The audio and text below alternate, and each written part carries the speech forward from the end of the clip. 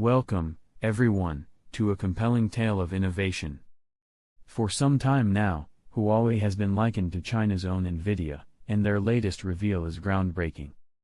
They have just launched a GPU crafted for artificial intelligence, the powerhouse of their new cloud matrix AI system. This marks the most advanced AI data center solution ever produced in China, wholly reliant on local technology. It boasts performance levels nearly double that of Nvidia's top offerings currently allowed in China. Picture this: we are at a critical juncture for AI data centers. And it raises an intriguing question: how did Huawei achieve this despite strict US export controls and SMIC's production hurdles? What does this achievement imply for the international artificial intelligence landscape? The US restrictions on AI chips and semiconductor technology are inadvertently fueling internal advancements in China. While Nvidia holds global supremacy, Huawei is crafting its independent path, establishing a unique ecosystem tailored for the Chinese market. Their endeavor is truly captivating. Huawei isn't merely creating chips but is also developing a complete supply chain. This encompasses wafer production, chip design tools, and even custom semiconductors. Today marks the arrival of Huawei's Ascend 910C, the most competitive GPU designed in China. This chip directly counters Nvidia's Blackwell GB200, a state-of-the-art chip that's already being utilized. Let's delve deeper into this remarkable GPU. Huawei has embraced a strategy akin to Nvidia's, focusing on producing larger chips, reflecting the trend of expansive AI models handling vast data. Much like Nvidia's Blackwell architecture, Huawei opted for a dual-chip setup. Specifically, this GPU consists of two dies connected by an interconnection bridge and surrounded by 4 memory modules. This design effectively doubles the computing power and memory capacity for each unit. Official specifications reveal this new GPU achieves 800 teraflops at 16-bit precision. For comparison, that's 4 times the strength of the H20, Nvidia's most advanced chip permitted in China. Nonetheless, it's still 3 times less powerful than Nvidia's flagship GB200 chip worldwide. However, Huawei makes up for this. Their GPU uses cutting-edge memory, high bandwidth, and notably doubles performance per watt efficiency. This new GPU has reportedly been manufactured using a 7-nanometer process by TSMC, a point worth revisiting later. Yet, the real game changer isn't just the chip, it's the entire infrastructure behind it. If this technological race thrills you as much as it does us, now is the perfect time to support us. Hit that subscribe button and activate notifications, which gives incredible strength to the channel and ensures you won't miss our next insights. Huawei's recent move with the Cloud Matrix 384 is monumental, an entirely optical architecture that features 384 Ascend 910C GPUs. This serves as a 100% Chinese answer to Nvidia's NVL72 system. To grasp the significance of this innovation, let's explore the architecture. Nvidia's NVL72 relies on 72 GPUs interconnected via NVLink, utilizing 36 switches for seamless communication. This connection primarily occurs via electrical copper cables. Nvidia achieves an astounding 180 petaflops of computing power in FP16 through this setup. Meanwhile, Huawei, utilizing 384 GPUs, over 5 times the processors, strives to nearly double Nvidia's performance. However, such immense power comes at a cost: electricity consumption. Huawei's Cloud Matrix consumes roughly 600 kilowatts versus Nvidia's system, which only requires 145, resulting in a 4-fold increase. The reason for this gap is twofold. Primarily, Huawei's silicon isn't as efficient. However, the crux lies within their system architecture.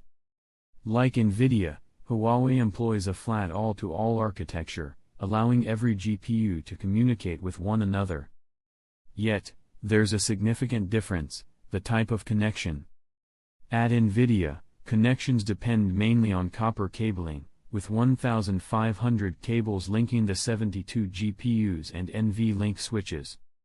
This method greatly reduces complexity and costs, proving 6 times cheaper while being much more energy efficient than optical connections. In a bold direction, Huawei has adopted an all-optical approach. Each of the 384 GPUs in the cloud matrix connects to the network via numerous optical transceivers. This necessitates thousands of optical modules within a single system. The outcome is immense bandwidth, perfect for simultaneously transferring vast data volumes. However, this choice comes with significant drawbacks. These transceivers demand substantial energy and add complexity to maintenance. This aspect makes Huawei's solution both awe-inspiring and perilous. To overcome these limitations, Nvidia is now investigating silicon photonics, a more integrated and energy-efficient solution. Now, let's return to Huawei. Before we explore their technological decisions, we must address a crucial contextual element: customs duties. Recently, Donald Trump announced an extensive tariff exemption on electronic goods, aimed at protecting American consumers from price hikes and alleviating pressures on major tech companies. This decision may directly influence Nvidia's sales in China and broadly impact the global technology sector's future. We are witnessing a historical shift, transitioning from general-purpose computing to platforms designed specifically for artificial intelligence. And at the center of this transformation lies Huawei's cloud matrix.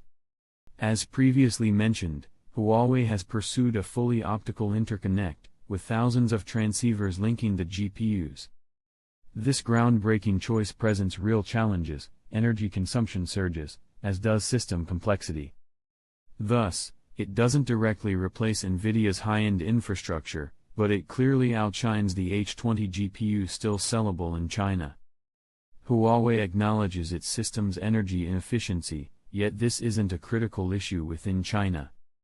In contrast to the US or Europe, Chinese consumers tend to prioritize power constraints far less. This is particularly pertinent, given lower energy costs in China. In recent years, Beijing has significantly bolstered its energy framework, incorporating renewable sources like solar, hydro, wind, and nuclear. Despite these developments, China's energy mix remains severely unbalanced. Currently, nearly 50% of electricity is generated from coal and oil, highly polluting sources. In the long run, artificial intelligence's costs will reflect energy prices. Hence, the energy sector, including renewables, has become a pivotal focus of investment. Infrastructure, storage, network resilience, and another pressing element, water, must also be considered. Water is essential not only for the planet but also for data centers. As an example, a 100-megawatt data center uses around 2 million liters of water daily. Although some technologies can recycle a portion of this water, typically 70 to 80% evaporates. This circumstance raises genuine concerns. Envision a 2,000-megawatt data center in a water-scarce area. The situation becomes alarming. To address this challenge, China is test-driving alternative solutions, including underwater data centers. Last March marked the launch of the first operational underwater AI data center near Sanya, in Hainan province.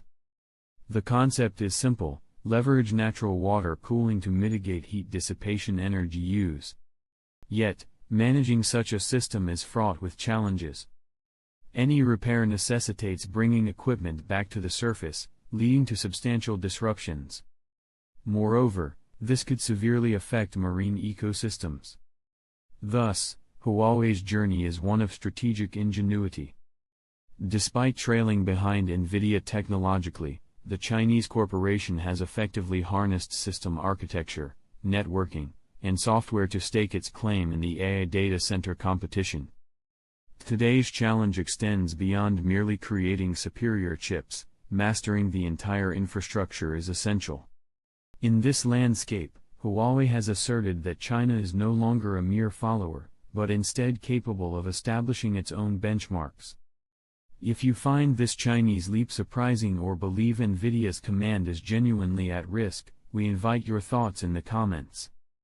Subscribe to ensure you don't miss our future explorations into the semiconductor rivalry, technological upheavals, and underlying geopolitical struggles.